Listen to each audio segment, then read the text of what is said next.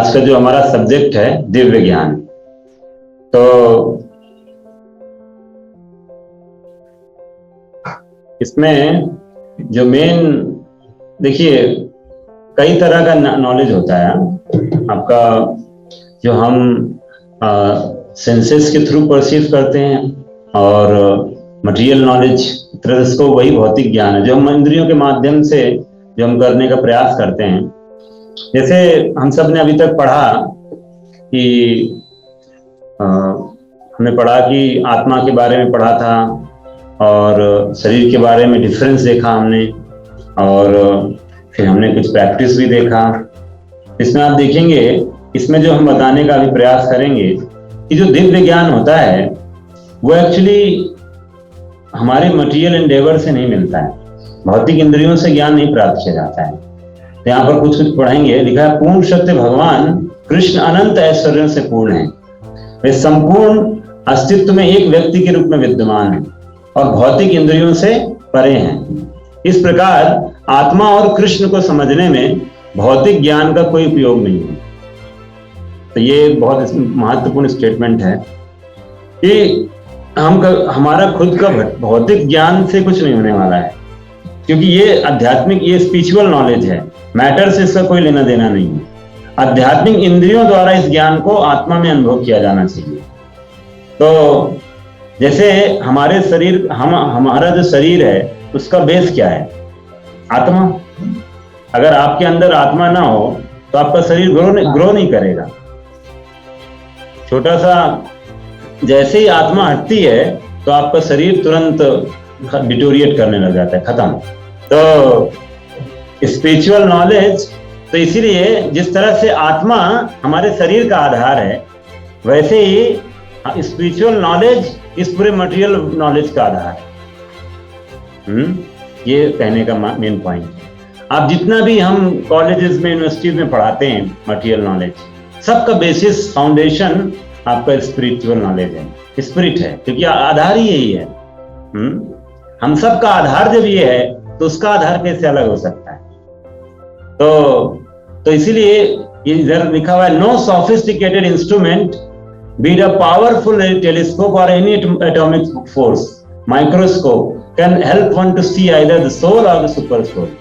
तो कितना भी हम क्यों सोफिस्टिकेटेड, बहुत ही जटिल यंत्र और छोटा ऐसा जो होता है ना, सूक्ष्मदर्शी, एटॉमिक लेवल पर जो देख सकता है छोटा, क्यों ना बना लें, बट आत्मा और परमात्मा को देखने वाला यंत्र नहीं बना सकते हैं, because that is all spiritual. वो डायमेंशन को आप इसमें ला ही नहीं सकते हो, but they can be perceived, but perceive किया जा सकता है स्पिरिचुअल सेंसेस के थ्रू, आध्यात्मिक इंद्रियों के माध्यम से। In other words, topic regarding soul and Krishna are not within the purview of mundane senses.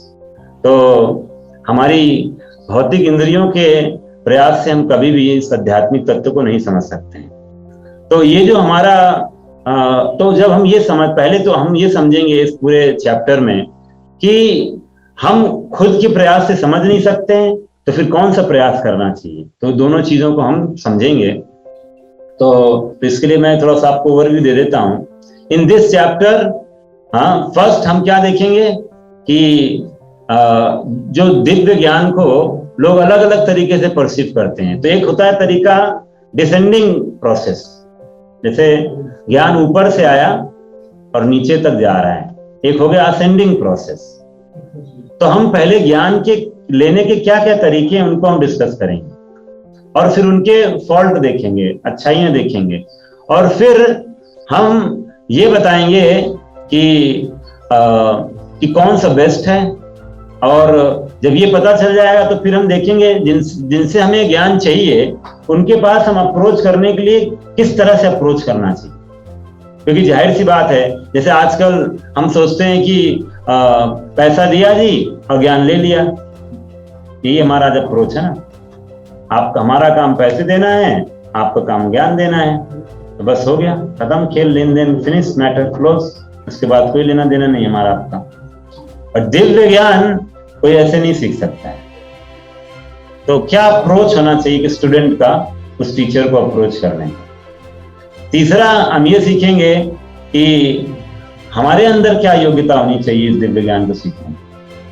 तो वो बहुत ही सिंपल, बहुत अच्छे से एक्चुअली अगर आप इसे सीखेंगे तो बहुत आपकी जो हम सब की कॉमन मिसकंसेप्शंस रहते हैं स्पिरिचुअल लाइफ के बारे में आज आपके क्लियर हो जाएंगे।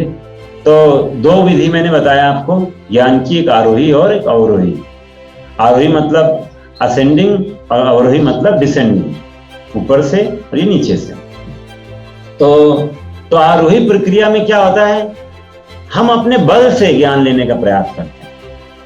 हम खुद एक्सपेरिमेंट करते हैं और फिर रिजल्ट लाते हैं और फिर इस तरह से बार बार उसको रिसर्च करते हैं, उसको और फाइन ट्यून करते हैं। ऐसे करते करते हमारा शुद्धिकरण चलता रहता है ज्ञान का, और वो पता नहीं इनफाइनाइट टाइम तक जाएगा, कभी हम सही परफेक्ट नॉलेज नहीं प्राप्त करता।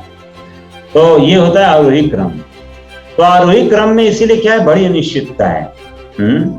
इसलिए इसके द्वारा हम दिव्य ज्ञान तक कभी नहीं पहुंच सकते। इसको मैं आपको कारण भी दूंगा, क्योंकि बहुत बार आप देखेंगे लोग ये इसका बोलते हैं कि एक बार जब शुरू में ये प्लेग आया था तो लोगों को लगा कि बिल्ली से आया है प्लेग, बिल्ली मार दी, बाद में पता चला चूहे से आया है। अब बताओ, तो ये अब तो कुछ उपाय भी नहीं है उनको खत्म करने। तो सो मच रिसर्च। अब देखिए जैसे ग्रीन रेवोल्यूशन किया था, मतलब बहुत हरियाली आ रही है, बहुत हरियाली आ रही है, और फिर वो हरियाली बाद में क्या बन गया, कैंसर का कारण, और वो बाद में बंजर कर दिया। That is our way of doing research. हम लॉन्ग टर्म तो नहीं सोच पाते हैं। हमारा किया हुआ हमेशा जो चीज भगवान का सिस्टम था, जो आरोही और अवरोही क्रम से आ रहा था, डिसेंडिंग प्रोसेस से हमारा ऑर्गेनिक फार्मिंग चल रहा था, पहले गाय पे निर्भर खेती हो रही थी, उसको हमने तोड़ के अपना ये वाला क्रम जोड़ दिया, बर्बाद हो गए। तो इसीलिए आरोही प्रक्रिया में बड़ी अनिश्चितता है, इसलिए इसके द्वारा हम दिव्य ज्ञान तक नहीं पहुंच सकते हैं। ऐसा इसलिए क्योंकि यह केवल व्यक्ति की इंद्रियों और मन पर निर्भर है, और जो दोषपूर्ण है। तो ये मैंने एग्जाम्पल दिया था उस दिन, रामायण के संदर्भ में समझा रहा था। जो लोग रामायण को समझने के लिए अपना दिमाग लगाते हैं ना, उनके लिए है। तो थोड़ा सा इसको हम समझेंगे, थोड़ा सा जिन्होंने फर्स्ट टाइम है। तो ये 6 अंधे व्यक्ति हैं। 6 अंधे व्यक्ति को बोला गया, ठीक है आप बताइए क्या छुआ आपने। ये सब ये जो हाथी को ये पकड़ रहे हैं, आप फोटो में देख सकते हैं, एक हाथी को पकड़ रहे हैं और सब अपना अपना दृष्टिकोण दे रहे हैं। एक पैर पकड़ रहा है तो देख बोलता है, अरे क्या पेड़ पकड़ा है मैंने, पेड़ है, पेड़, पैर नहीं है, बड़ा पेड़ है, ये बहुत बड़ा पेड़ है लग रहा है। पूंछ पकड़ने वाला क्या बोल रहा है, रस्सी। अंधे तुम लोग भी लग रहा है मुझे। हाँ तो रस्सी, हाँ तो ये तो रस्सी, इसमें रस्सी है क्या। और जो पीठ पकड़ रहा है बोला, अरे दीवार है लग रहा है, दीवार है, इतना बड़ी दीवार है, भागना पड़ेगा क्या। और कान पकड़ने वाले को भाले की तरह लग रहा है, बिल्कुल स्पीयर का शेप है। और जो सूंड पकड़, जो दांत पकड़े हुए है, भाला है, भाला, तीर है, तीर तो चुभ रहा है ना। और जो ये है आगे आप देखो, सूंड उसको लग रहा है सांप की तरह, सांप सांप। अब बताइए 6 लोगों के 6 वर्जन है। एक ही सत्य को 6 लोग परसीव कर रहे हैं, एक ही सत्य को, और 6 का अपना अपना वर्जन है, देख रहे हैं।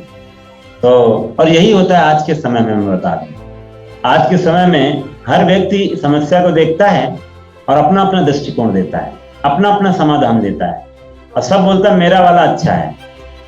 और डिबेट होता है इसी में, बैठ जाएंगे टीवी चैनल में, आ जाएंगे, हाँ जी आप कौन से, हाँ ऐसे सब बैठ जाएंगे, सब अपना अपना सोल्यूशन देंगे हमारी कॉमन प्रॉब्लम्स का। तो यही प्रॉब्लम है जब हम अपने से सोल्यूशन ढूंढने जाते हैं। अरे भगवान ने अर्जुन के माध्यम से पूरी मानवता को सोल्यूशन दे दिया है, 1 स्टॉप सोल्यूशन। बट हम इतने, हमारे अंदर इतना अहंकार है कि हम भगवान के सोल्यूशन को नहीं लेना चाहते, हम अपने बनाए गए तरीके से अपना जीवन जीना चाहते हैं, और इसीलिए हम सब सफर कर रहे हैं। तो इसीलिए ये हमारे अंधे भाई लोग हैं जो सोल्यूशन दे रहे हैं। तो इसको हम देख रहे हैं यहाँ पर, अंधों का हाथी। हाँ तो ऐसे ही हमारा है अंधों का संसार, ठीक है ना। ये अंधों का हाथी है, हमारा अंधों का संसार है। हम सब जो भगवान से नहीं ले रहे हैं, तो that means we are acting as a blind. तो अब इनको अगर, तो ये प्रॉब्लम है, तो ये 6 लोगों को क्या करना चाहिए, इसका सोल्यूशन क्या है इसकी जानने का? उसका अभिषेक भारती के पास जाना चाहिए, काला गंदा।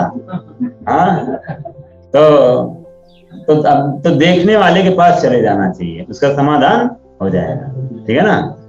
तो वैसे ही, तो ये आपको मैं समझा दूं, तो क्या है प्रॉब्लम, क्या हुई इस रिसर्च में, तो कि हमारा जो मानव, हम सब जो मानव हैं, वी हैव 4 डिफेक्ट्स, 4 हमारे अंदर डिफेक्ट हैं। तो इसको आप अभी खुद बोलेंगे, हाँ सही कह रहे हैं, अभी तो आप बोलेंगे अरे। तो पहला है कि हमारी जो इंद्रियां हैं वो क्या हैं, अपूर्ण है, इनकम्प्लीट है। कैसे, जरा थोड़ा बता दें जो सुन रखे हैं, कैसे हमारी इंद्रियां अपूर्ण है? आँख का भी तो लोगों को एक पार्टिकुलर वीक टू वीक ऐसा बाउंडिंग बता रहे हैं, अपने एक तरीका आगे ना नीचे ले सकते, ऊपर ले सकते। हाँ, थोड़ा ढंग से, किसी को समझ में आया, इसने समझाया? नहीं समझ में आ रहा है, देखो प्रभु जी, जो आइस का, सबको समझाओ, मेरे को समझ नहीं आ रहा है। प्रभु जी, जैसे कि जो V2 हम लोग का आइस का है, तो हम लोग उतना ही देख सकते हैं, उससे ज्यादा colour V2R, violet to red, उससे ज्यादा नहीं देख सकते। वायलेट टू रेड हम देख सकते हैं। सन को नहीं देख सकते जब बादल आ जाते हैं। ये भी अच्छा है। हाँ, हमें लगता है बादल ने सूर्य को ढक लिया है, सूर्य को कोई ढक सकता है क्या? हमारी दृष्टि को बादल ने ढका है, बादल को, सूर्य को बादल नहीं ढक सकता है, वो तो अभी भी कहीं उजाला दे रहा है, ठीक है ना। तो और बताओ। हाँ, ये भी देखो, बिल्कुल सही पॉइंट है। हमें लगता है वो वहां जाके बस थोड़ी दूर कांके के पास लग रहा है, सब मिल जाएगा, सब जमीन से और आसमान एक हो जाएंगे, ऐसा कभी नहीं होता है। देखो अभी सब ईमानदार लोग हैं यहाँ पर। हाँ, और अभी आंखों की बात छोड़ के बोल रहे हैं, हम कान से भी अंधे हैं। हाँ, तो ये कह रहे हैं, हाँ क्या है, 20 हर्ट्ज टू 20,000। हाँ, ऐसे मत बोलो कुछ भी। तो 20 हर्ट्ज से 20,000 हर्ट्ज है ना, ये बीच की डिस्टेंस। तो ये रेंज से ना कम, 20 हर्ट्ज से ना कम सुन पाते हैं, तो 20,000 हर्ट्ज से ज्यादा सुन पाते हैं, ठीक है ना। तो इसका मतलब हम 20 हर्ट्ज के नीचे के लिए बह रहे हैं और उसके ऊपर के लिए भी बह रहे हैं। एक्सेप्ट हो गया? अब बताओ, तो इसका मतलब बहुत ऐसी इंफॉर्मेशन जो इससे कम है और उससे ज्यादा है, वो हमें कभी एक्सेस ही नहीं होगी। तो आप कैसे अपनी समस्याओं का सलूशन दे सकते हो कंप्लीट? आप कैसे कोई ज्ञान को कंप्लीट बता सकते हो? तो इसीलिए पहला चीज, सब मानते हैं भाई इम्परफेक्ट हैं, इम्परफेक्ट सेंस है। ये तो 2 इंद्रियों की बात हुई है, ऐसे सारी इंद्रियों के साथ है। आप जैसे अचानक मान लीजिए आपने मीठा खाया, अचानक आपको तीखा मिल जाए, तीखा खाया तो मीठा मिल जाए, गर्म ठंडा, बहुत चीजें इल्यूजन हो जाता है हमें। तो पहला तो ये हो गया। दूसरा, टू भी इल्यूजन की जो बात करते हैं हम सब, जैसे मान लीजिए इम्परफेक्ट सेंस के थ्रू ज्ञान लिया, बट फिर मन भी हमारा दोस्तपूर्ण है, जिसकी वजह से हम गलत बैठते हैं मान। हाँ, तो जैसे मैं अभी बताया ना, आप भले ही परसीव कर लिए हो, लेकिन आपका मन कुछ और बोलेगा तो सांप को रस्सी समझ जाएंगे, रस्सी को सांप समझ जाएंगे। मन दोषपूर्ण है। और सबसे बड़ा इल्यूजन तो हमें यही है, अगर देखा जाए तो, कि मैं ये समझता हूं मैं शरीर हूं। हाँ, अगर मैं समझता हूं कि मैं शरीर हूं, तो ये सबसे बड़ा इल्यूजन है। अभी हम 7वें लेसन में चले गए हैं, किसको किसको लगता है कि मैं शरीर हूं? हाँ, तो उठाओ। सबको लगता है कि मैं आत्मा हूं। यहाँ तो दिव्य आत्माएं बैठी हुई हैं। हाँ, सारी दिव्य आत्माएं यहाँ। ओ, भाग्य हमारे। हाँ, आप लोग यहाँ पर। हाँ, तो सब लोग अपना शरीर देने को तैयार हैं, इसका मतलब। तो एक्चुअली यस, एटलीस्ट नॉलेज, ज्ञान से तो हम समझ रहे हैं, विज्ञान की बात है। मैंने बताया था, हमने 5वें लेसन में सीखा था कि हमारा पहला लेवल होता है अन्नमय चेतना, दूसरा प्राणमय चेतना, तीसरा होता है ज्ञान में। तो आप लोग अभी ज्ञान में स्टेज में है, that means you people have started learning. तो चौथा आएगा विज्ञान में, आप उस लर्निंग को प्रैक्टिस में लाने लग जाते हैं। फाइनली आनंद में, दैट मीन्स आपने उसको रियलाइज किया तो आपके जीवन में उसको आपको अनुभव आएंगे। तो इस तरह से तो ये दूसरा हो जाता है। तीसरा मिस्टेक करना।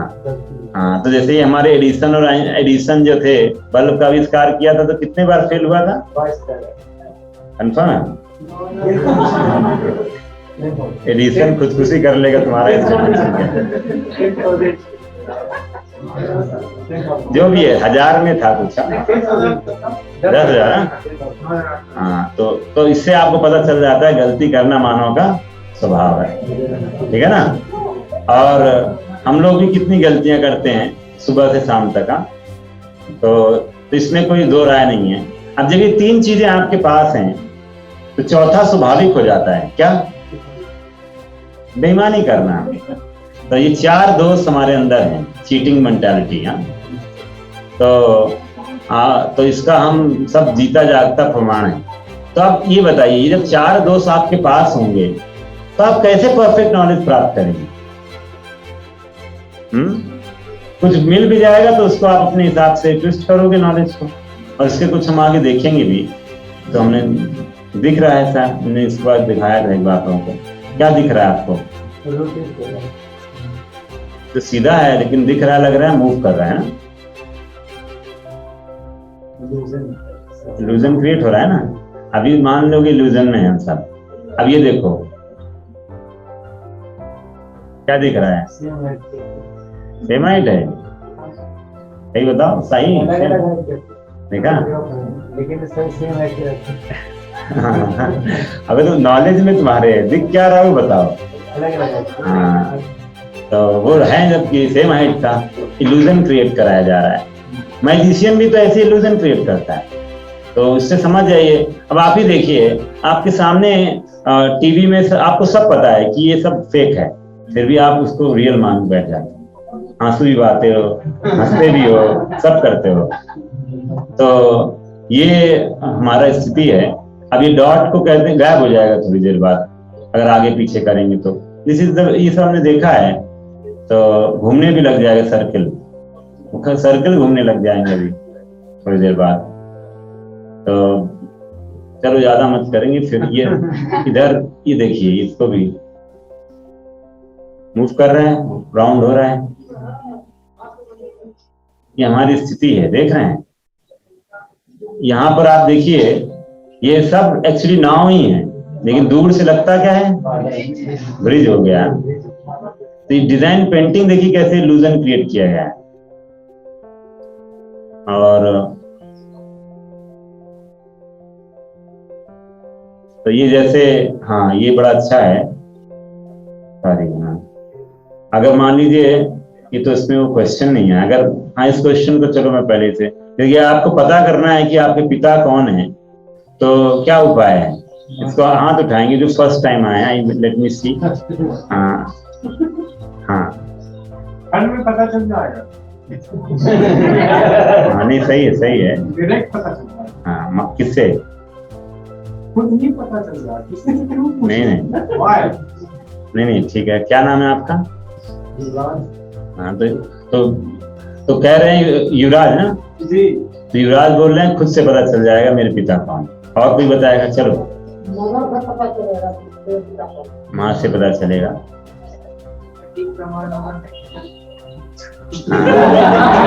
आज तक 3 है। क्या नाम है आपका? हाँ, अंकित। बिल्कुल, जो see Ankit is representing a very modern view point. जो आजकल के मॉडर्न ख्याल के अगर हम स्टूडेंट हैं तो ये आना ही चाहिए। ये नहीं आया तो हम पढ़े लिखे किस काम के? बिल्कुल सही। अंकित के लिए 3 बार हरि बोल। तो अंकित ने बिल्कुल आज की विचारधारा की, आज की जनरेशन की विचारधारा को हमारे सामने प्रस्तुत किया है। सो कि अगर हमें अपने पिता के बारे में जानना है तो हमें डीएनए टेस्ट करना चाहिए। तो कितना समय लगेगा ये करने में? आप क्वेश्चन अंकित के लिए, कितना समय लगेगा डीएनए टेस्ट करने में? इसके लिए आपको जितने भी होंगे लोग, सबका टेस्ट करना पड़ेगा और सबका रिपोर्ट भी चेक करके फाइनल वेरीफाई करना पड़ेगा। अपना भी तो टेस्ट करना पड़ेगा। पिताजी जितने भी है सबको पहले तो सबका सैंपल लेना पड़ेगा। बताओ कितना टाइम लगेगा? क्लेम करेंगे उनका क्लेम? सब्जेक्ट तुम अगर ये दिखाओगे कि तुम्हारे पास बहुत धन है तो ही क्लेम करेंगे, नहीं तो कोई क्लेम क्यों करेगा? क्लेम करने से क्या फायदा? तो ये तो बहुत ही मतलब हुआ ना, मुश्किल है कि नहीं है? सबसे आसान उपाय, आपका क्या सरनाम है? आपका, आपने जो बताया आंसर, तो आपके ही बारे में अच्छा। तो ये आपने बताया कि माँ से पता चलेगा। ये ज्यादा आसान है कि तुम्हारा वाला ज्यादा आसान है? और एक हमारा ये भी है युवराज जी बोल रहे हैं स्वयं से पता चल जाएगा।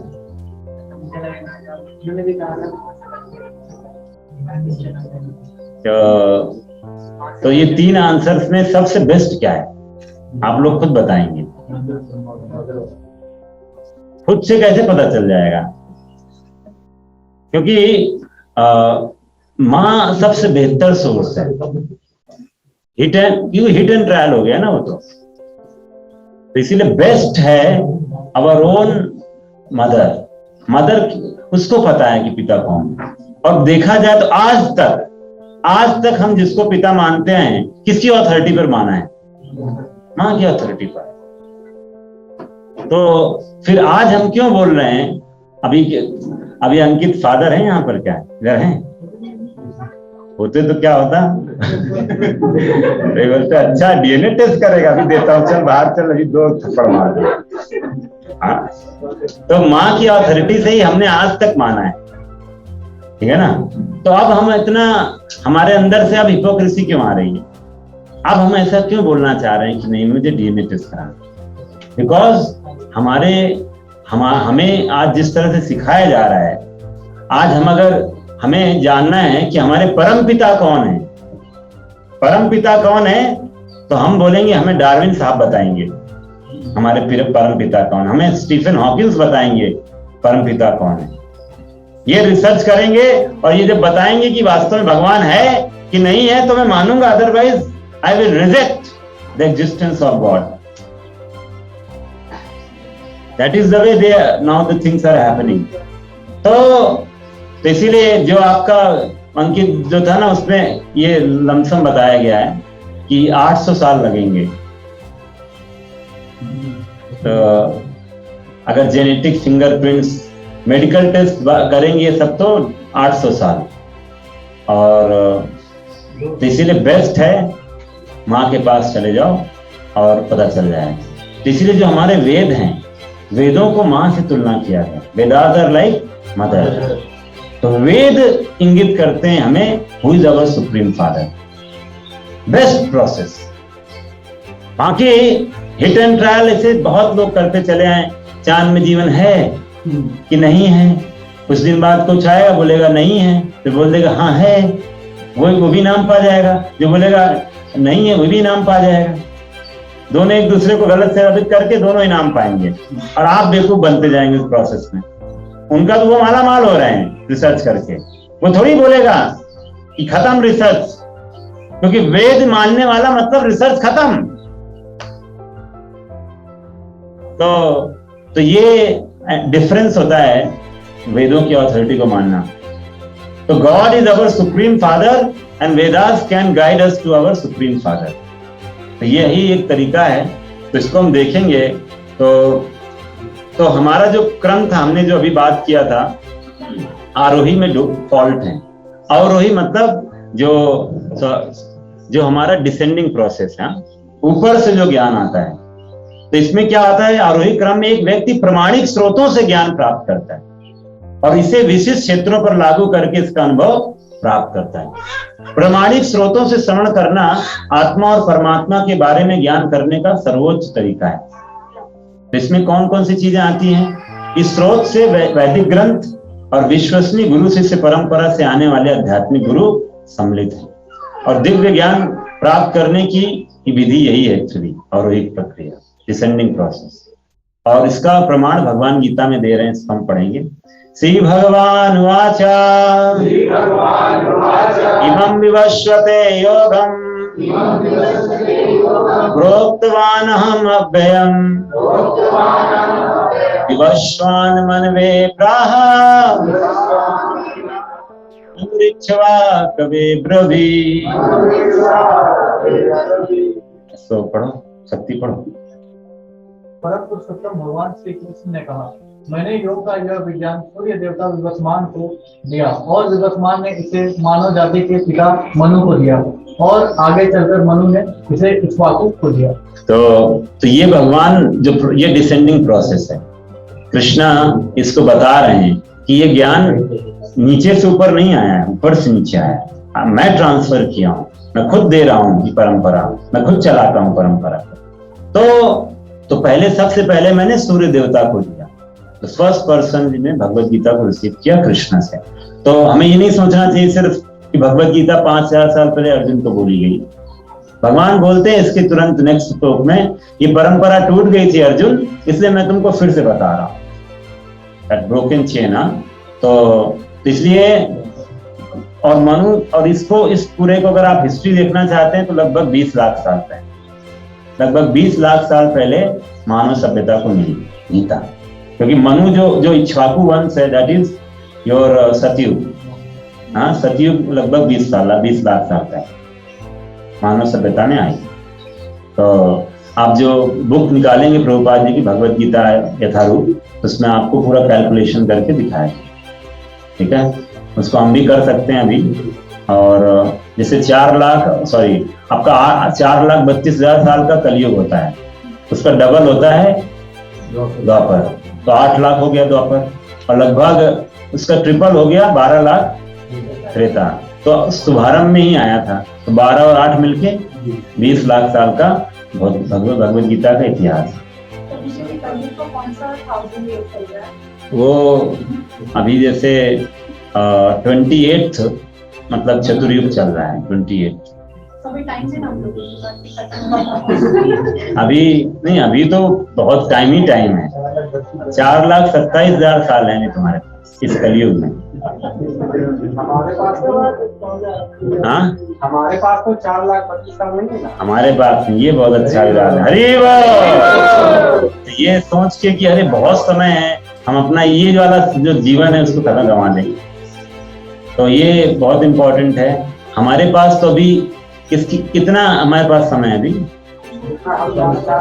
जितना हम जानते हैं, कितना समय है युवराज? जितना हम मन में मानते हैं गुरु जी। नहीं, तुम्हारे मानने से क्या होगा? मेरे मानने से क्यों नहीं होगा? तो नहीं, जैसे मान लीजिए, नहीं ठीक है, जैसे मान लीजिए कि कल परीक्षित महाराज 7 दिन थे उनके पास, ठीक है। तो परीक्षित महाराज के मानने न मानने से क्या होता? 7 दिन उनको श्राप मिल गया, अब वो जाना है। अब कोरोना में मेरे मानने न मानने से क्या, कोरोना वायरस आया और लोग चले गए। वो तो चाह रहे थे कि मैं मन से मानूं, मैं जीवित रहना चाहता हूँ, बट कोरोना की वजह से मरना पड़ा। तो एनी टाइम मैं रोड पे चला गया, एक्सीडेंट हो गया, तो आई नेवर नो क्या हो जाएगा।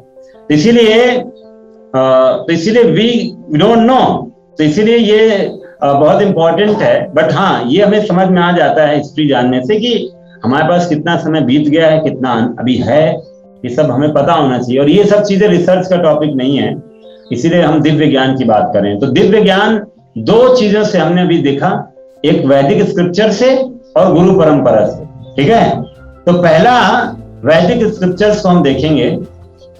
तो इसमें बोला जाता है कि चैतन्य चैतामृत में बोलते हैं, माया मुग्ध जीवेर नाही स्वतः कृष्ण ज्ञान, जीवेर कृपाए कैलो कृष्ण वेद पुराण। तो हम सब माया मुग्ध जो जीव हैं, तो कहते खुद से कृष्ण ज्ञान नहीं मिलेगा। इसीलिए भगवान ने क्या किया, जीवेर कृपा, जीव पे कृपा करने के लिए कृष्ण ने क्या किया, वेद पुराण हमें दिए हैं।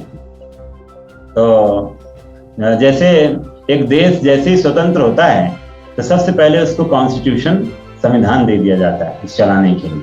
कोई भी देश नया शुरू होता है, वैसे जब से सृष्टि आरंभ होती है तो इस सृष्टि को ज्ञान के रूप में वेद और पुराण दे दिए जाते हैं, और उसी वेद पुराण को कलयुग में स्टार्ट होने से पहले उसको लिख दिया जाता है। उससे पहले वो श्रुति के रूप में ट्रांसफर होता था, मतलब लोग सुन लेते थे, एक बार याद कर लेते थे, कभी भूलते नहीं थे। मतलब कलयुग का सिम्टम यही है, भूलना। पिछले जैसे कलयुग स्टार्ट हुआ है, वेद व्यास ने कंपोज कर दिया, लिखना चालू कर। तो जो गणेश जी लिखते हैं सब, तो वो सब लिखना चालू हो गया। तो इसीलिए तो बद्ध आत्मा अपनी मूल चेतना को स्वयं के प्रकाश से पुनर्जीवित नहीं कर सकता। तो यही एकमात्र तरीका है, और ये कृष्ण की कृपा है भगवान की कि हमें एक नॉलेज देते हैं। इसीलिए ये ज्ञान ये रिवील किया जाता है, आपको दिया जाता है, व्यक्त किया जाता है। इनको रिवील्ड स्क्रिप्चर्स बोला जाता है। ये इमेजिन्ड नहीं है कि एक हमारे प्रेमचंद्र जी बैठे हैं और उपन्यास लिख रहे हैं, ऐसा नहीं है। सोच के अपनी इमेजिनेशन से, जितना उसमें अलंकार और ये सब जोड़ के हम सोचते हैं, नहीं, ये विषय नहीं है, ये रिवील्ड स्क्रिप्चर्स हैं। आपको हृदय में रिवील होता है भगवान के द्वारा। ब्रह्मा जी जैसे ब्रह्मा जी सृष्टि के पहले जीव हैं, जैसे उनका जन्म हुआ तो वो तुरंत सी उनको लगा मेरे पर्पस क्या है लाइफ का।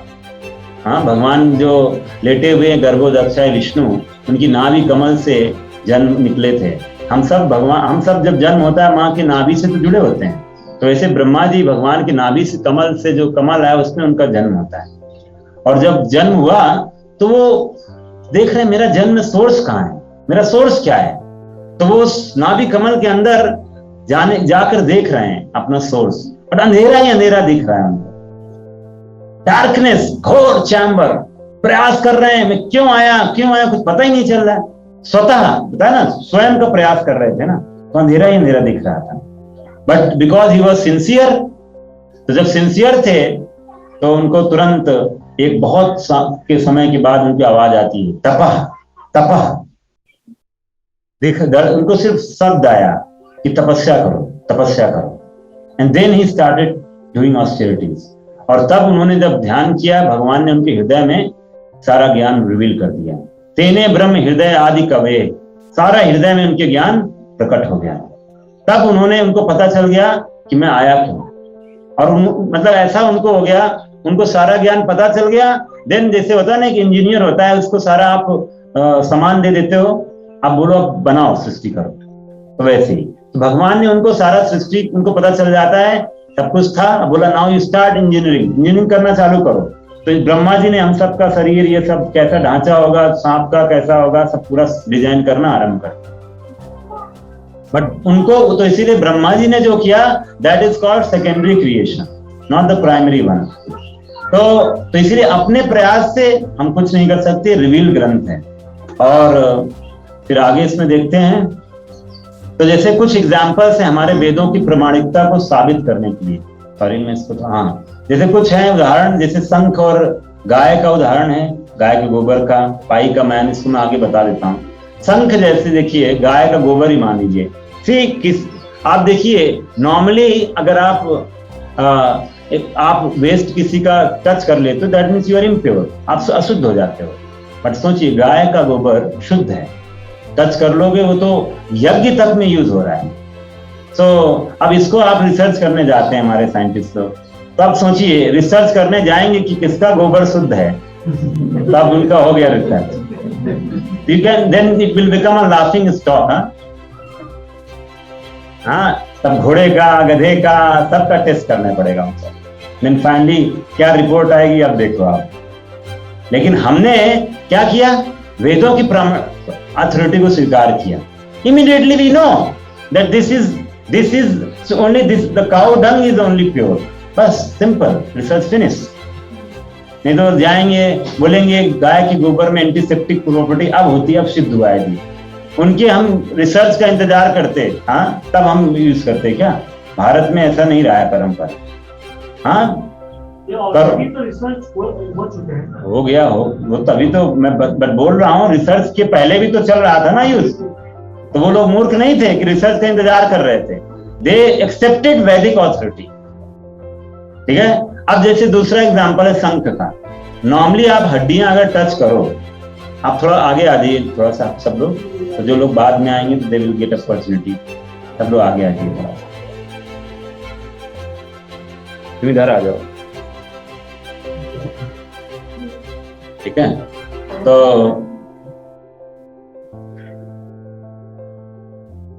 जैसे शंख है, शंख वो अब देखिए हड्डियां भी, अगर आप किसी मरे व्यक्ति की हड्डियां छूते हो तो इम्प्योर हो जाता है ना, शुद्ध अशुद्ध माना जाता है। लेकिन शंख को आप सोचिए भगवान की पूजा करने से पहले बजाया जाता है, मुंह से वो भी बजाया जाता है, शुद्ध है। वो भी तो स्केलेटन है ना, बट हमने शास्त्रों से इसको एक्सेप्ट किया ना, दैट इज व्हाई हम कर पा रहे हैं। अब रिसर्च करने नहीं जाना है ना। ठीक है। तो ये सेम ऐसे ही हमारा गाय जो, तो आप देख रहे हैं गाय का गोबर हमारा ऑर्गेनिक फार्मिंग में यूज होता रहा है पुराने बहुत समय से। तो जितने भी आप मेजॉरिटी ऑफ जो आयुर्वेदिक मेडिसिन हैं are taken with cow dung and urine, panchagavya जो बोलते हैं, ये सब बेसिक एलिमेंट हैं उसमें। और भगवान स्वयं जब जन्म हुआ था जन्माष्टमी में, उनको गाय के गोबर में मूत्र में सब में स्नान कराया जाता है। भगवान को सोचिए शुद्ध करने के लिए जो भी सब नंद बाबा यूज कर रहे हैं ये सब चीजें। तो ये हमें समझ में आ जाना चाहिए। तो हमारी जो हिस्ट्री है ये सब हमें रिकमेंड करती है सब करने के लिए, बिकॉज वो सब स्क्रिप्चर में दिया हुआ है, स्क्रिप्चर्स गिवन। और मॉडर्न रिसर्च तो प्रमाणित हो रहा है, जितने हैं हमारे, तो वो तो ठीक है। अब आपको क्योंकि पता था पहले, देन यू वेरीफाइड इट। बहुत चीजें रिसर्च नहीं हुई हैं तो हम क्या उनके रिसर्च का इंतजार तो नहीं करेंगे। तो that is the point I am talking about कि डिफेक्ट कहाँ है। हमने शुरू में डिस्कस कर लिया, मानव का हमने 4 डिफेक्ट अभी डिस्कस कर लिया है, तो अभी उसको हम अब आगे नहीं डिस्कस करेंगे। तो ये हमने डिस्कस हो गया। और ये आपको बता दूं, ये पाई की वैल्यू है, पाई की वैल्यू एक ये कटा पयादि सांख्य है, ये एक प्रार्थना है कृष्ण को। गोपी भाग्य मधुव्रत श्रृंगी संदिगा खल जीवित खातावा गदहालार संगरा। इसका मतलब क्या है? हे कृष्ण, गोपियों के सौभाग्य, राक्षस मधु के विनाशक, गाय के संरक्षक, वह जिसने सागर की गहराई को मापा, राक्षकों के विनाशक, कंधे में हल और अमृत धारण करने वाली हमारी रक्षा कर सकते हैं। तो ये एक्चुअली एक प्रेयर है, बट इस प्रेयर को अगर आप प्रेयर सीख लो और साथ ही साथ एक सांख्य है जो मैथमेटिक्स है, एक्चुअली ये वैदिक मैथमेटिक्स है, इसको अगर लगाओगे तो आपको पाई की वैल्यू आ जाएगी, और वो भी कितने 31 डेसिमल प्लेसेस पर, 3.14159265। मतलब सोचिए वैदिक साइंस, वैदिक मैथमेटिक्स इतने दशमलव तक वो एक्यूरेट होती थी। तो ये सिर्फ एक प्रेयर है, देख रहे हैं गाते गाते पाई की वैल्यू निकाल दी है। हम लोग कैसे रिलेट कर सकते हैं इस प्रेयर को और पाई को? अभी क्वेश्चन में बाद में लूंगा, ठीक है, बाद में क्वेश्चन सबसे लास्ट है। तो अप टू 31 डेसिमल प्लेसेस।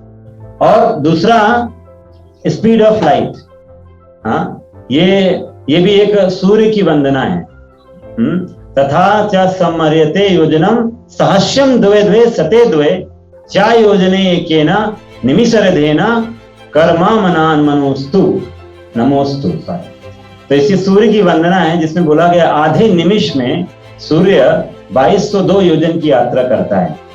तो जब निमिष को आप कैलकुलेट करोगे तो एक निमिष जो है, आधा निमिष 0.11 सेकेंड के बराबर होता है। तो इससे जब आप कैलकुलेट करोगे फाइनली जब स्पीड निकालोगे तो आपको ये वैल्यू आ जाती है, जिसको मीटर पर सेकेंड में जो हम बोलते हैं 3 × 10⁸, तो ये मीटर पर सेकेंड आ जाता है।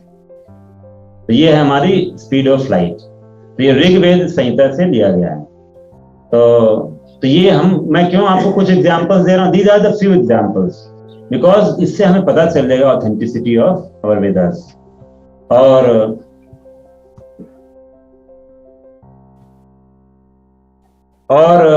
रही बात जो लोग बोलते हैं हमारी जो मानव सभ्यता कुछ सालों पुरानी है, 1000 साल, 1000, 10,000 साल ऐसे से बोलते हैं ना बहुत लोग, तो उसके भी कुछ आपको ऑलरेडी प्रमाण हैं।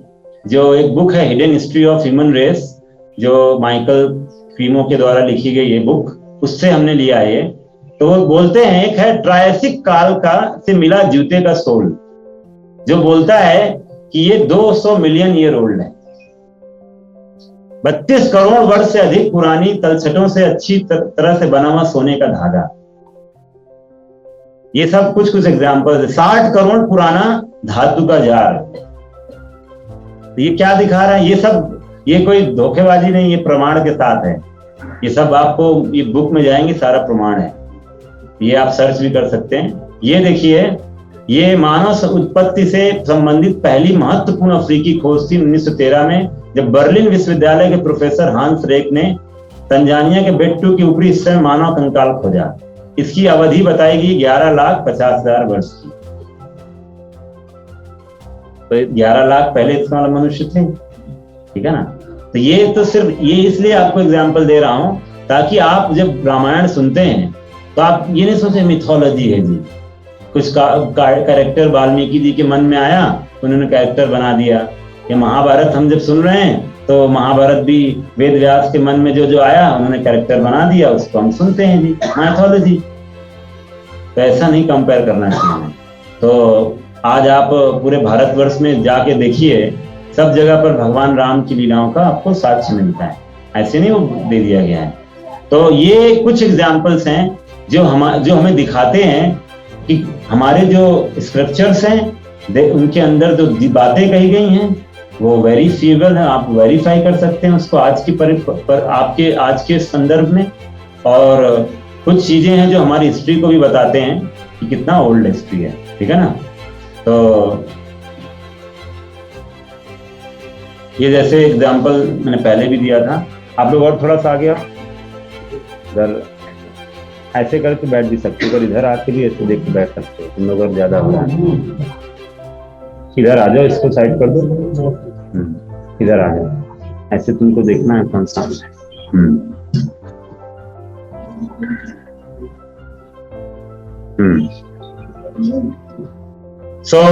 तो ये नासा की पिक्चर थी। नासा ने इसको बताया था कि ये जो राम सेतु है उसका 1.7 मिलियन ईयर ओल्ड है।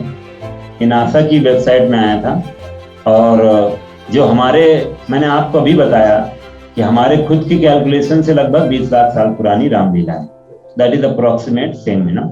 तो इसलिए इसमें तो ये कुछ चीजें मैं आपको क्रॉस चेक करवा रहा हूँ। ये हमारे नेशनल इंस्टीट्यूट ऑफ ओशनोग्राफी के डॉक्टर राव जी हैं, जिन्होंने पूरा डॉक्यूमेंट्री निकाला है कि इन्होंने द्वारका नगरी पूरा समुद्र के नीचे पूरा आर्कियोलॉजी से पाया है, और जिसे इन्होंने वेरीफाई किया है हमारे भागवतम स्क्रिप्चर से, जैसी द्वारका थी। तो ये आपको इसको आप जाके चेक कर सकते हैं।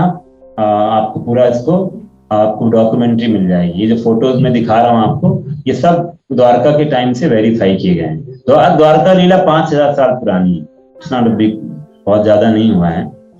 तो पहला हमने देखा वैदिक स्क्रिप्चर्स, दूसरा दैट इज डिसाइप्लिक सक्सेशन, टीचर्स की चेन के माध्यम से जो अनब्रोकन चेन है उससे हमें नॉलेज मिलता है। पहला वैदिक स्क्रिप्चर, दूसरा ये। तो इसको हम भगवान बोलते हैं एवं परंपरा प्राप्तम इमं राजर्षयो विदुः साकाले नेह महता योगो नष्टः परन्तपः। पढ़ो प्रिंस, पढ़ो।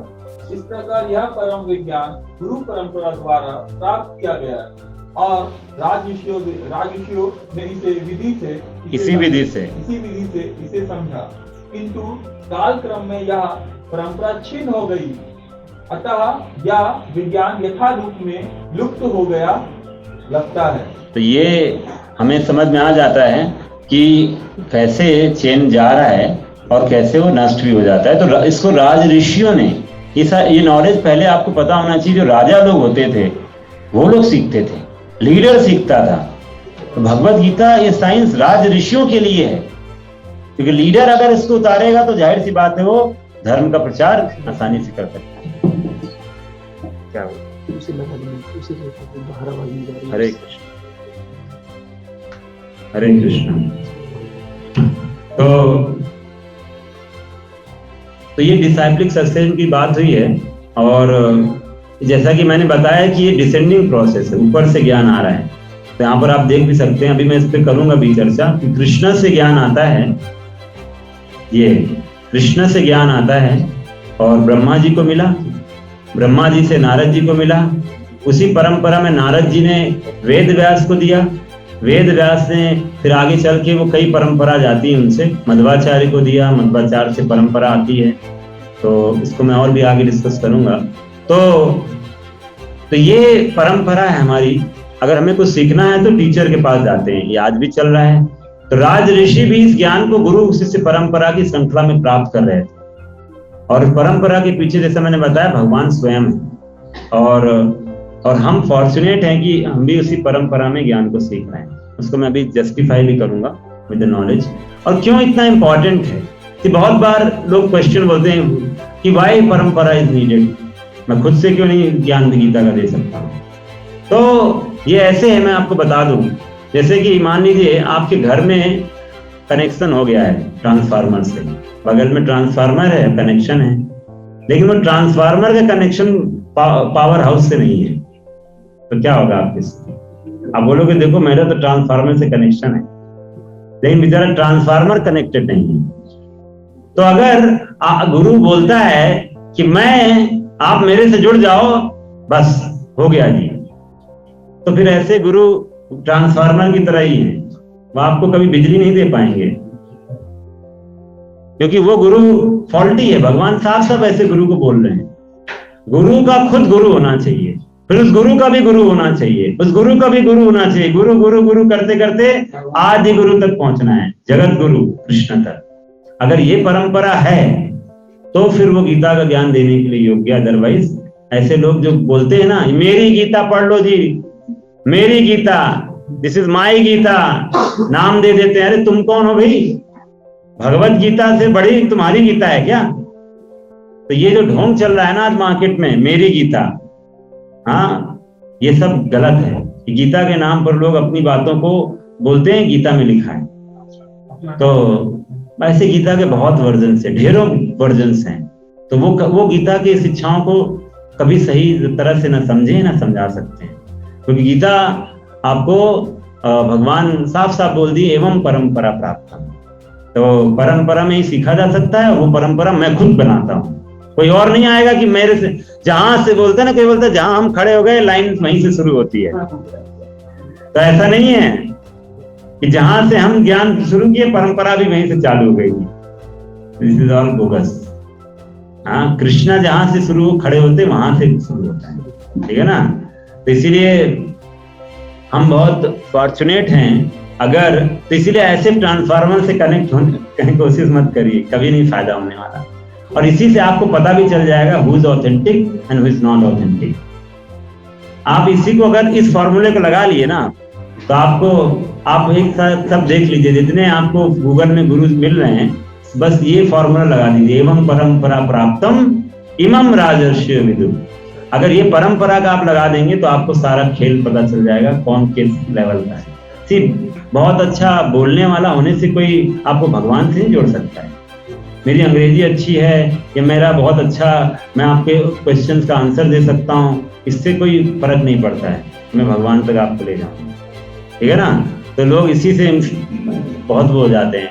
बट पॉइंट है, इसलिए बोलते हैं, चैतन्य चेतावनी में आता है, चैतन्य महाप्रभु बोलते हैं, ब्रह्मांड भ्रमिते कौन भाग्यवान जीव, गुरु कृष्ण प्रसादे पाए भक्ति लता बीज। सी करोड़ों करोड़ों जन्म से all of us are wandering souls, घूम रहे हैं, भटक रहे हैं विदाउट पर्पज ऑफ लाइफ। और बहुत ही फॉर्चुनेट हैं उनमें से, जो कुछ लोग फॉर्चुनेट हैं जिनके जीवन में गुरु कृष्ण कृपा, जो गुरु कृष्ण की कृपा से उनके जीवन में भक्ति का बीज आरोपित होता है।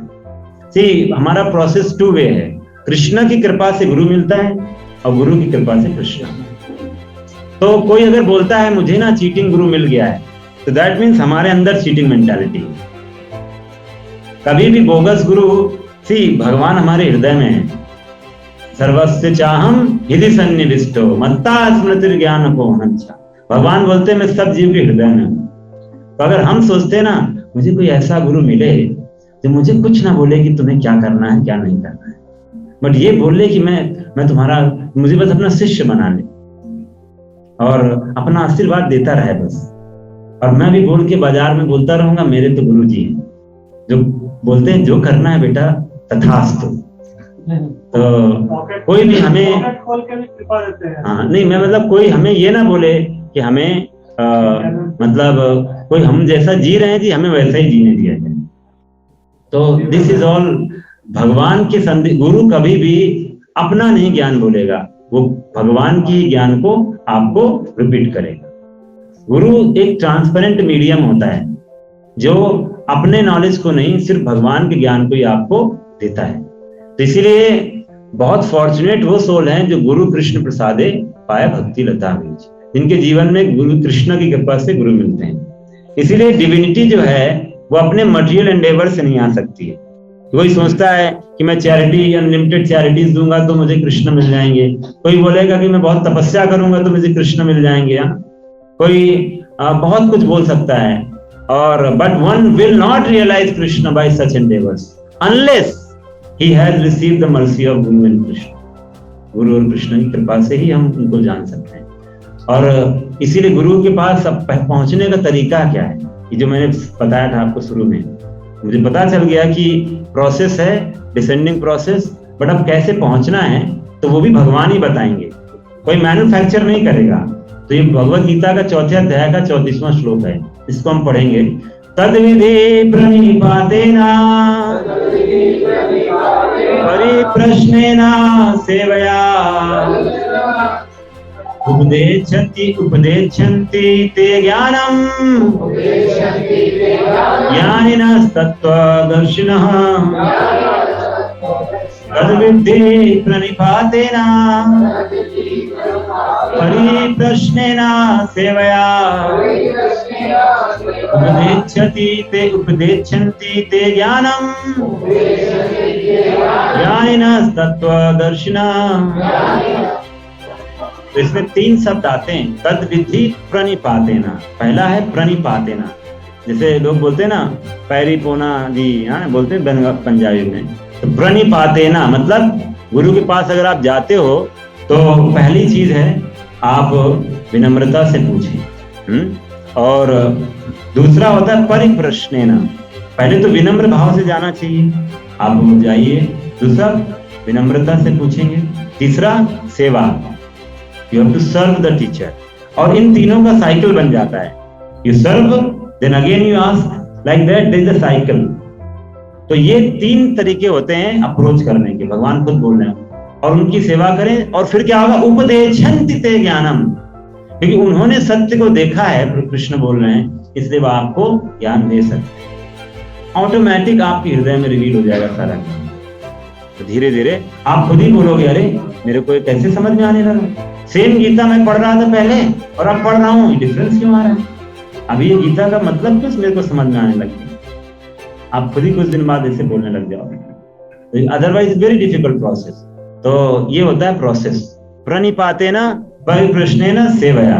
प्रभुपाद जी जब कभी लेक्चर देते थे तो अमेरिका में थे, तो बहुत बार एक से एक लोग आते थे, कोई नशे में बैठ जाता था, वो कभी बैठ जाता था, कभी कभी चैलेंजिंग मूड से प्रभुपाद जी पूछते थे, बताइए मुझे मेरा कुछ प्रश्न का उत्तर। प्रभुपाद बोलते थे मैं क्यों बताऊं, और बता भी दूंगा तो तुम समझ पाओगे क्या, बिकॉज ये प्रोसेस नहीं फॉलो किया, समझ नहीं पाएगा। तो ऐसे लोगों को आप उत्तर दे के भी फायदा नहीं है, बिकॉज उसने इस प्रोसेस को फॉलो ही नहीं किया। वो सीखने थोड़ी आया है, तो सिखाने आया है। मैं देखूंगा कौन है, चैलेंज करता हूं मैं, तो ये इस मूड से वो कभी गीता नहीं सीख पाया। तो जैसे आप किसी कॉलेज में भी जाओ, दाखिला लेते हो, तो आप कॉलेज में जाते हो तो पहले कॉलेज के बारे में थोड़ा सा पता करके एक विश्वास अर्जित कर लेते हो कि if I go and admit in this college, तो वो कॉलेज मेरे को शिक्षा देगा। तो इनिशियल विश्वास लेके आते हो, तो विश्वास तो चाहिए। तो प्रणिपाते न परिप्रश्ने न सेवया, तो 3 का कॉम्बिनेशन होता है। और ये तो ये डिसेंडिंग प्रोसेस में ऐसे ही होता है। आप डिमांड नहीं कर सकते हैं कि ये लो, ये नोट की गड्डी है, अब आप मुझे दिव्य ज्ञान मेरे ऊपर ऐसे डालिए, आप बस हाथ रख दीजिए अपना, ये हाथ रखने से बस हो जाएगा। आप बस कुछ बोलिए मत, मुझे कुछ ना करने के लिए मत बोलिए, बस हाथ रख दीजिए गुरुजी, और ये मेरा आपके पास ये नोट का गड्डी है, अब आप दिव्य ज्ञान दे दीजिए। तो ऐसे गुरु अगर आपको दिव्य ज्ञान देने लग जाए तो फिर वो दिव्य ज्ञान तो नहीं होगा, तो ये समझ लीजिए। तो ये तरीका नहीं है दिव्य ज्ञान अर्जित करने का, भगवान स्वयं बताएं। और अगर आपका वो ये श्वेताश्वतर उपनिषद का श्लोक है, this is very important verse, यस्य देवे परा भक्ति यथा देहे तथा गुरौ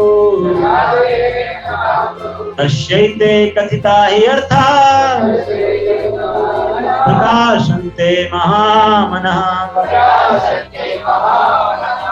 तो ये है कि केवल उन महान आत्माओं में जो भगवान और आध्यात्मिक गुरु दोनों में पूर्ण विश्वास रखते हैं, भगवान और गुरु दोनों में विश्वास रखते हैं। देखिए आपको बता दूं, इस संसार में 2 तरह के लोग बहुत विद्यमान हैं। एक जो बोलते हैं मेरे गुरु महाराज, मेरे गुरु महाराज, भगवान से कोई लेना देना नहीं, और दूसरा सिर्फ भगवान से लेना देना है, गुरु से कोई लेना देना नहीं। दोनों ही धोखा है, दोनों ही धोखा है। इसीलिए श्लोक है यस्य देवे परा भक्ति यथा देहि तथा गुरु।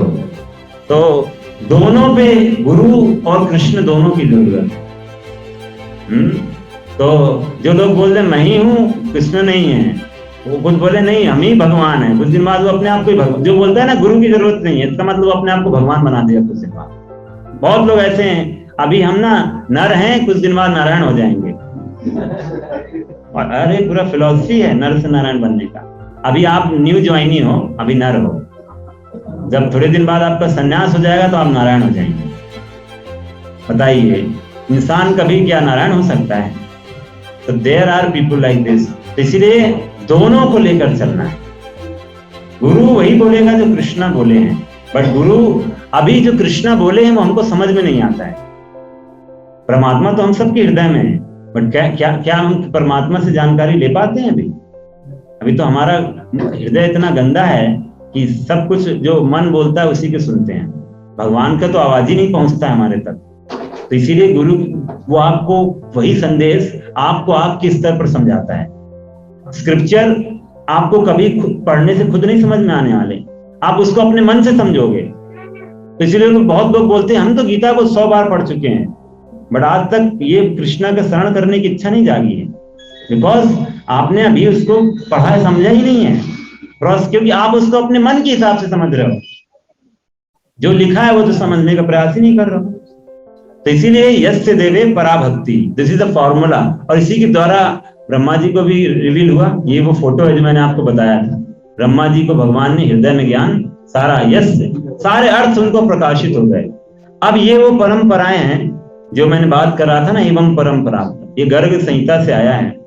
4 बोनाफाइड परंपराएं वैष्णव परंपरा, जहां से ये ज्ञान जो है ये मानवता तक मिलता है। these 4 परंपराज आर स्टिल एग्जिस्टिंग। तो ये गर्ग संहिता में है। पहला जो ब्रह्मा जी के माध्यम से परंपरा आता है, कृष्ण ने ब्रह्मा जी को दिया, और दूसरा है लक्ष्मी जी के से परंपरा, तीसरा शिव जी के द्वारा, चौथा चतुष्कुमार। तो पहला जो परंपरा है उसको बोलते हैं ब्रह्म संप्रदाय। फिर उसमें मध्वाचार्य भी आए, मध्वा, फिर उसमें गौड़िया, चैतन्य महाप्रभु का भी आते हैं। तो इसलिए ब्रह्म मध्वा गौड़िया संप्रदाय, जिस संप्रदाय से हम लोग आपको ज्ञान दे रहे हैं। दूसरा है श्री संप्रदाय, जिसमें रामानुजाचार्य जी आए। रामानुजाचार्य अगर आप जाएंगे साउथ इंडिया में तो श्रीरंगम क्षेत्र, रंगनाथ टेम्पल, ये सब श्री संप्रदाय का वंशावली आज भी पर ये लक्ष्मी जी से आती है। श्री मतलब लक्ष्मी जी, तो लक्ष्मी जी उनकी आदि गुरु हैं, तरह से लक्ष्मी जी से चलता है। उसमें तीसरा आता है शिव जी से, उसमें रुद्र संप्रदाय बोलते हैं, रुद्र संप्रदाय, इसमें वल्लभाचार्य जी है, विष्णु स्वामी। और चौथा है कुमार संप्रदाय, जिसमें कुमार मतलब जो ब्रह्मा जी के 4 पुत्र थे, चतुष्कुमार। तो इस तरह से ये 4 परंपराएं, इसमें निम्बार्क संप्रदाय आपने सुना होगा। तो 4 बोनाफाइड परंपराएं। जो भगवान ने स्वयं स्टार्ट किया, ये कोई मैन्युफैक्चर, क्योंकि कृष्ण खुद ही तो ज्ञान दे रहे हैं इन चार को। तो दीज आर कॉल्ड बोनाफाइड परंपरा, जो भगवान इन्हीं परंपराओं की बात करते। एवं परंपरा प्राप्तम इमम राजर्षि विदुः। और ये परंपरा का अगर आपको डिटेल पूरा देखना है तो आपको पूरा मिल जाएगा, और इनकी आज आप सर्च करोगे श्री संप्रदाय तो आपको पूरी लीनियज दिख जाएगी। कितने आए, बहुत इसमें आए, बहुत लोग आए, तो सब में आपको पूरा डिटेल मिलेगा। हम आपको अपने परंपरा से बता सकते हैं, आप अगर गीता भी उठाएंगे तो आपको उसमें पूरा डिटेल मिल जाएगा। प्रभुपाद जी ने मेंशन किया है परंपरा को। तो ये बहुत इंपॉर्टेंट है। जैसे आपको कौन से, अगर मान लीजिए आपके बगल में एक IIT खुल जाए, आपके बगल में एक IIT खुल जाए और आपको पूरा और प्रचार भी चालू हो गया, लेकिन बाद में आपको पता चला उसका तो ऊपर से एक एफिलिएशन ही नहीं है। आपने 4 साल पूरा पढ़ाई कर ली और बाद में आपको आपकी डिग्री वैलिड नहीं है, तो क्या होगा? आपको हो जाएगा इंजीनियरिंग कंप्लीट? तो ये होता है परंपरा का मतलब, that should be bona fide, bona fide from Lord himself. तो इसलिए ये परंपरा एक्चुअली में थोड़ा आपको दे भी दिया, ये रखा है फोटो। कृष्णा से ब्रह्मा जी, नारद जी, वेदव्यास, मध्वाचार्य, पद्मनाभ, नरहरि, माधवा, शिव करके पूरा इसमें ही आपको मैं फर्दर जिनको आप जानते हो बता दूंगा। तो इसमें इसी में आके फाइनली चैतन्य महाप्रभु आते हैं, रूप गोस्वामी, रघुनाथ गोस्वामी, कृष्णदास, नरोत्तम दास ठाकुर, विश्वनाथ, बलदेव विद्याभूषण, भक्ति विनोद ठाकुर, गौर किशोर दास, और प्रभुपाद जी के शिष्य भी हैं, प्रभुपाद जी के गुरु जी, और फिर प्रभुपाद, इनके बाद फाइनली बहुत शिष्य हैं। तो परंपराएं ऐसे बढ़ती चली जाती हैं। तो ये हमारा लीनियज है जो आपको, तो इसीलिए भगवान बोलते हैं अर्जुन मैं तुमको ज्ञान क्यों दे रहा हूँ, ये इसके पीछे उन्होंने कुछ कारण कि मैं तो मेरे भक्त और मित्र हूँ। तो गीता को हर व्यक्ति नहीं समझ सकता है। जो कृष्ण से मित्र और भक्त बनने की इच्छा रखता है, जिसकी सही भावना है, वही भगवान इसलिए गीता की योग्यता दे दी है। ये बहुत इंपॉर्टेंट श्लोक है जो भगवान बता रहे हैं। मैं तुम्हें क्यों बता रहा हूँ अर्जुन, सबको गीता का ज्ञान नहीं समझ में आता इसीलिए, बिकॉज वो अप्रोच गलत हो जाता है। तो ये श्लोक है उसका। और तो इसीलिए, लेकिन प्रॉब्लम क्या हो जाती है हमारे साथ, हम थोड़ा सा सीखे और कुछ दिन बाद बोलते हैं कि अब तो जी अब गुरु की क्या जरूरत है, अब तो हम ही हैं बस।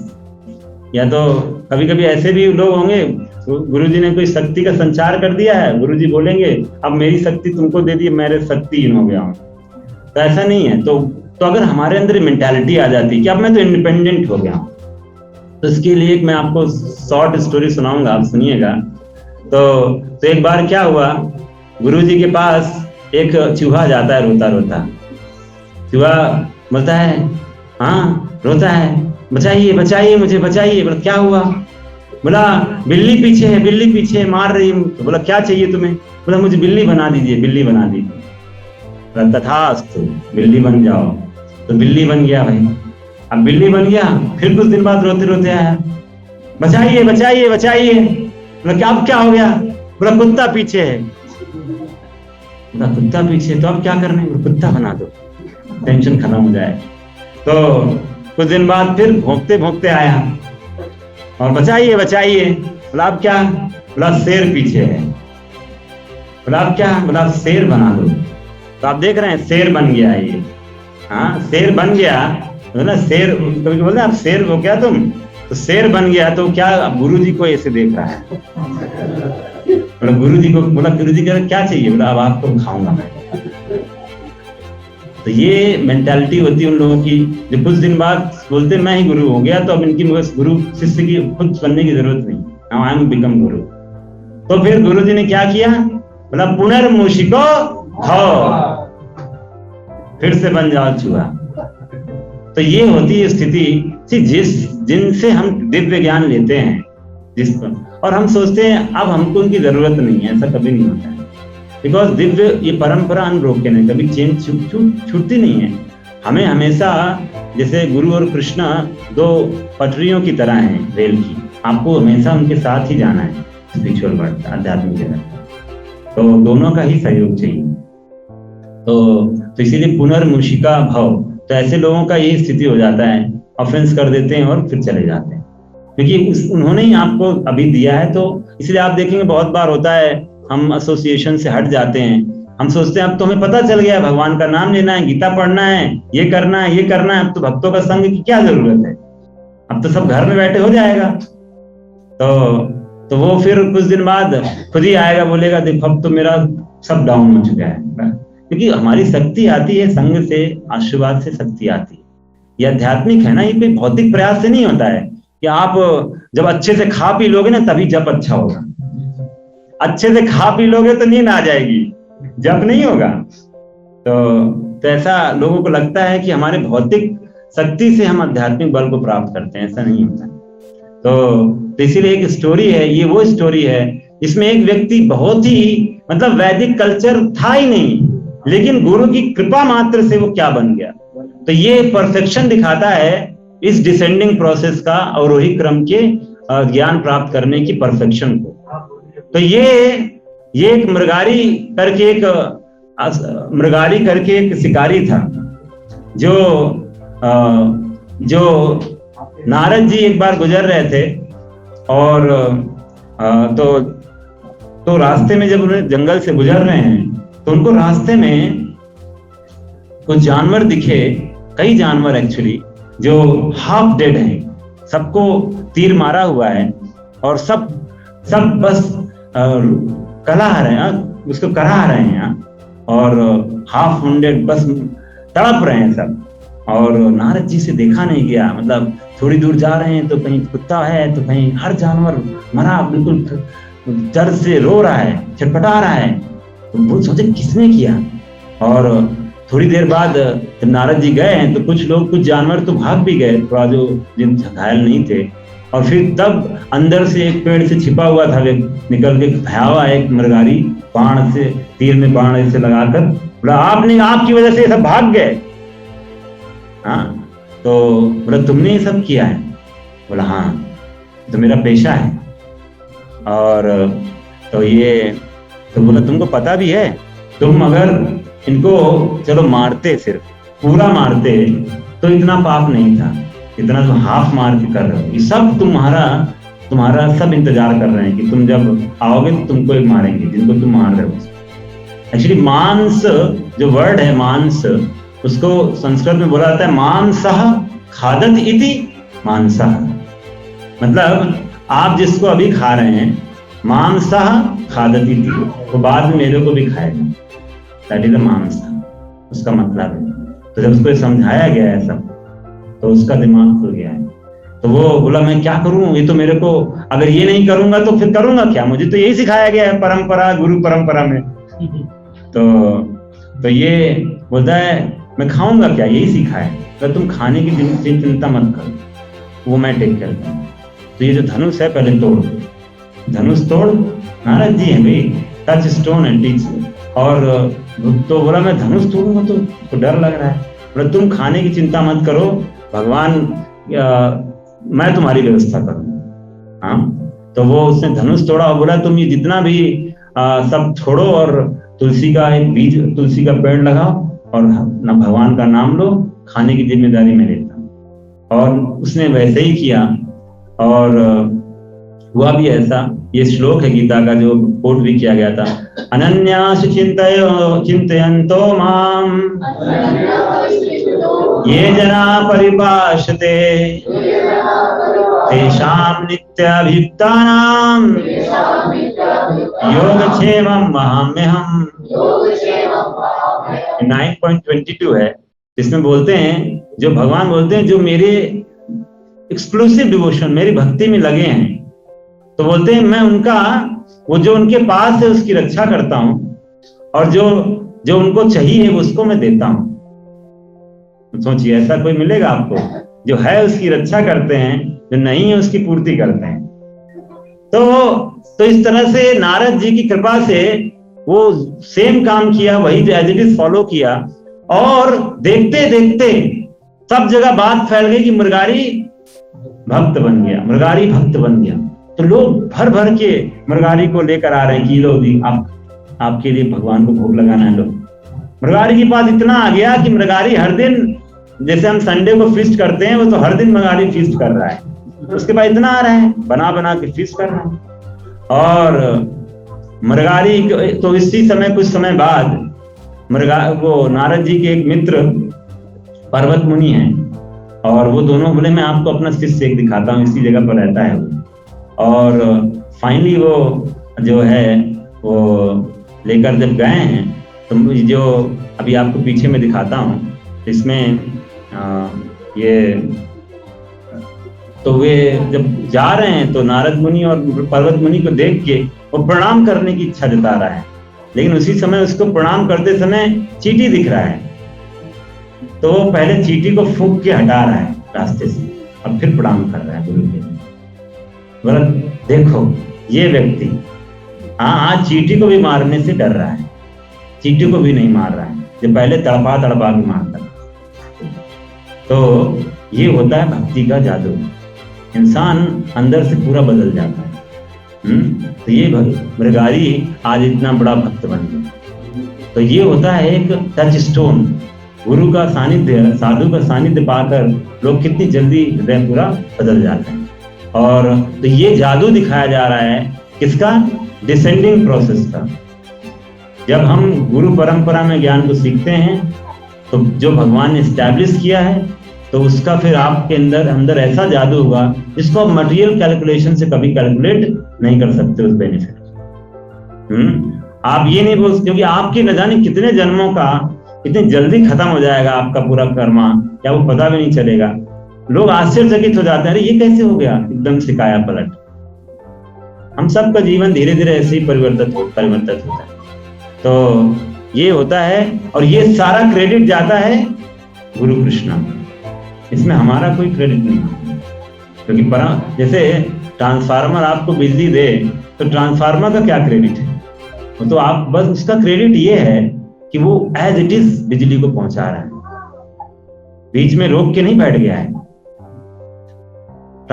तो जैसे पोस्टमैन होता है ना, वो ज्ञान को, वो आपको अगर आपने कुछ पार्सल दिया एज इट इज आप तक पहुंचा दे। तो टीचर का यही काम होता है, वो कोई मिलावट नहीं करना चाहिए अपने स्वार्थ के हिसाब से। जैसे ही उसने मिलावट किया तो परंपरा खत्म वहीं से, उसी दिन से खत्म। और यही होता है, इसी वजह से आज जो हमारा हिंदू धर्म की हालत है ना, सनातन धर्म की शिक्षाएं आज पोल्यूटेड हो गई हैं पूरे, किसी को कोई जानकारी नहीं है, हौच पौच हो गया है फिलॉसफी, बिकॉज सब ने अपने स्वार्थ के हिसाब से इंटरप्रेट करना चालू कर दिया। तो इसीलिए ये ब्यूटी है। तो आज जो हमने सीखा है, तो मैं आपसे ही जल्दी जल्दी सीखूंगा क्या क्या सीखा हमने, फिर इसको छोड़ देता हूँ। क्या सीखा हमने आज? जल्दी जल्दी से एक पॉइंट बताइए, तो फिर हम लोग, कोई क्वेश्चन है तो हम ले लेंगे बाद में। हाँ, पहला एक पॉइंट। हाँ, गुरु का शास्त्र और गुरु कृष्ण मतलब ये गुरु परंपरा दो चीजें। हाँ ठीक है। शास्त्र हमारी माता, हाँ, वेदास आर लाइक मदर। और बता दीजिए जो जो स्मरण आता है। हाँ, मुझे मैं गुरु जी का साथ और माध्यम को देखता हूँ, because that is spiritual connection, ये मटेरियल लेवल पर नहीं है। गुरु की शुरुआत से कृष्णा मुनि में और कृष्णा की शुरुआत से तुम दो बार नहीं बोलोगे, एक आदमी एक बार। हाँ, तपस्या से ही भगवान को जान सकते हैं। तपस्या से जब ब्रह्मा जी ने किया था तब करके वो मतलब, but he followed the order से किया उसने। तपस्या से तो मैंने बताया ना, गुरु कृष्ण की कृपा से, कृष्ण ने उनको बोला ये करो तो उन्होंने किया। जैसे अभी कार्तिक मास चल रहा है, तो हम लोग कुछ कृष्ण ने बताया कि इस कार्तिक मास में क्या क्या करना चाहिए, दीपदान करना चाहिए, दामोदर अष्टकम करना चाहिए, ये करना चाहिए, सब बताया है। वही हम कर रहे हैं, हम अपने से नहीं मैन्युफैक्चर किए। तपस्या कोई अपने से मैन्युफैक्चर नहीं कर सकता है कि मैं जाऊं धूप में खड़ा हो जाऊं गर्मी में और अपने आप को हंटर लिया और पीटने शुरू कर दूं। तपस्या, इसीलिए भगवान गीता में बोलते हैं ऑस्टेरिटीज 3 तरह की होती है, तमोगुण में भी होती है। जो लोग अपने को टॉर्चर करके तपस्या कर, वो तमोगुण का तपस्या है।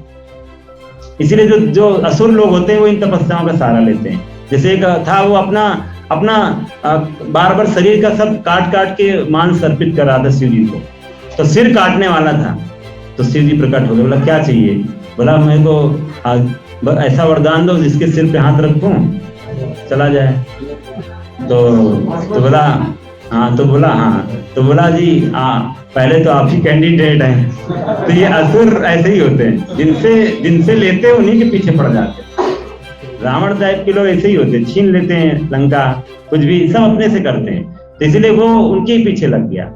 तो ये ऑस्टेरिटी जो है इन मोड ऑफ पैशन, इग्नोरेंस, तमोगुण में होती, तो इसलिए हम ऐसे इसको रिकमेंड नहीं करते। ठंडे जाकर बर्फ में जाकर लेट जाओ भाई, ऐसा थोड़ी। बट हाँ, एक मिनिमम तपस्या मस्ट है। मॉर्निंग में उठना बेसिक तपस्या है, सर्दी में स्नान करना तपस्या है, ये तपस्या लेना है, ये तो मानवता का, ये तो सबसे इम्पोर्टेंट है, ठीक है ना। कुछ चीजें तो हमें करना है, ठीक है। और कोई, चलो हाँ, गुरु से दिव्य ज्ञान प्राप्त करने के बाद गुरु को छोड़ना नहीं चाहिए। दिव्य ज्ञान का वही स्रोत है, ठीक है ना। नहीं तो खत्म, कट गया तो तार कनेक्शन कट गया, फिर बिजली गुल। और 4 वैदिक ऑथेंटिक परंपराएं हैं। कौन कौन से, कहाँ से आए? ब्रह्म, एक ब्रह्मा जी से, रुद्र, हाँ, श्री और एक उमा। लक्ष्मी जी से और चतुष्ट।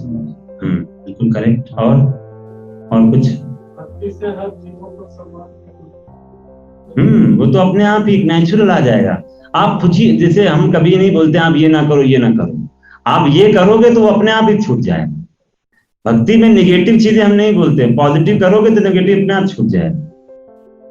जैसे नशा मुक्ति केंद्र में आपको बोला जाता है नशा छोड़ दो, छोड़ दो, छोड़ दो, यहाँ आपको बोलेंगे नहीं, ऐसे ही छूट जाएगा, बोलने की जरूरत नहीं है ये। और ऐसा छूटेगा दोबारा उसकी तरफ देखने का भी मन नहीं करेगा, समझे ना, ये ऐसी चीज है।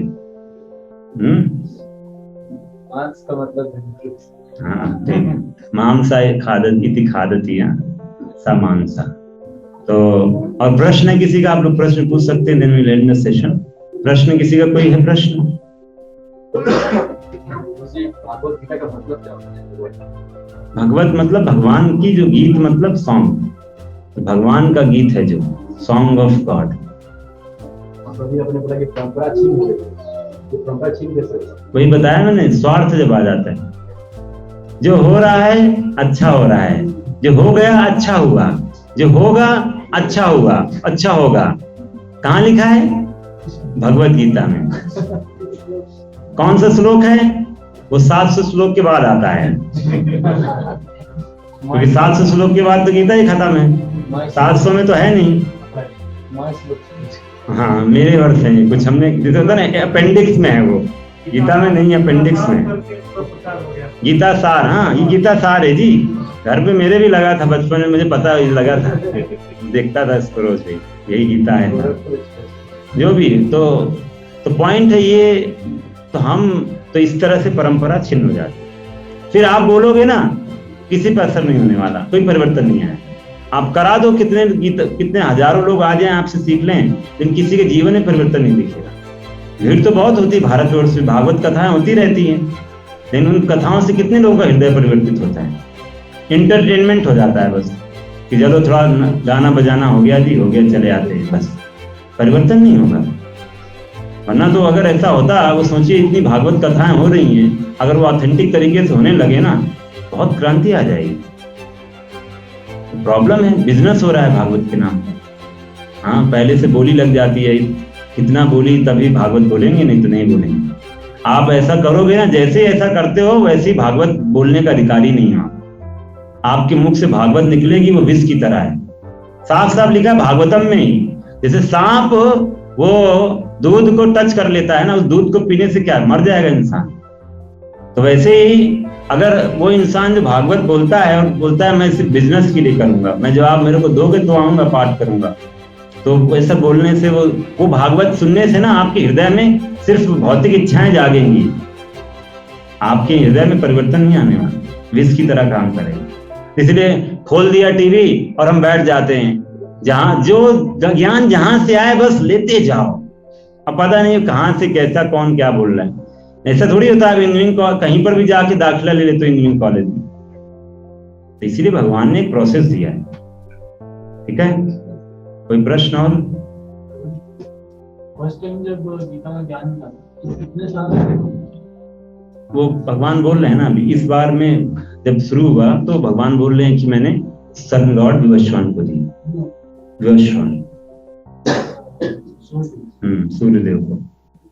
अभी जो हमारे सन गॉड में जो प्रिजाइडिंग डीटी है, सन सूर्य विवस्वान है, जैसे इंद्र जी हमारे जो हैं उनका नाम पुरंदर है, जैसे हमारे प्रधानमंत्री जी हमारे कौन है, नरेंद्र मोदी जी। तो वैसे ही हर ग्रह में एक, जैसे पितृलोक में अर्यमा करके, वो अर्यमा है, वो पितृलोक के अधिष्ठाता अर्यमा, ठीक है ना। और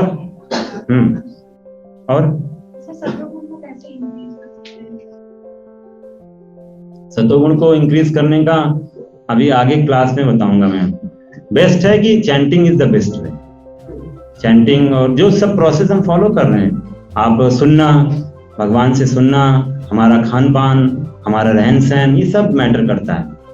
हाँ, हमारा कमरा हम जहाँ रहते हैं उस कमरे में इतनी गंदगी है, तो ये तमोगुण है सतोगुण है?